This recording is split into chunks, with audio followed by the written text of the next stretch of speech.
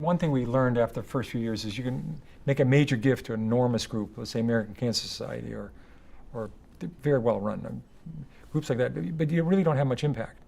It's the small groups that you can start in the early phases, and sometimes they're not successful, but sometimes they are. They can really make a difference. So we've been what we call venture capital investing.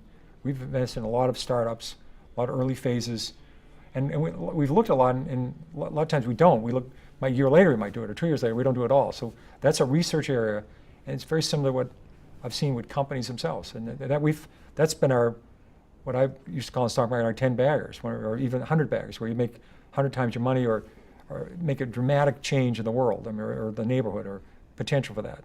In a young organization, you want to see, do they have a plan? Does it make sense? Is there a role for them? Is it financeable? I mean, is this something that the development cost is half the cost and just can't, it's not going to work? So you want to see, does it mathematically compute? And then are the people dynamos? You want somebody, individual is the key. The individual really running it. And that's why we were involved in City Year very early. Those people, the 2 people starting, were just incredible individuals, and it's been a great success. So there are programs that you can just see are going to work, and you hope they'll work, and they have a lot of potential.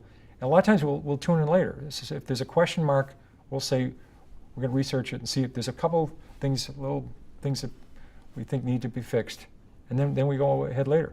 When we're talking about the sort of the venture capital organizations, our goal for most of them is that we not be part of them for a long time.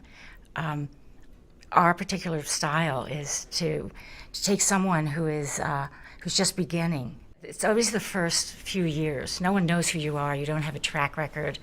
You don't have a network. Those years are very, very tough. And Peter and I are willing to take a risk. We don't have all 100 baggers. Some of them don't work. They're all good ideas, and they're all good people. But sometimes they just don't work. But when they do, it's a really exciting payoff.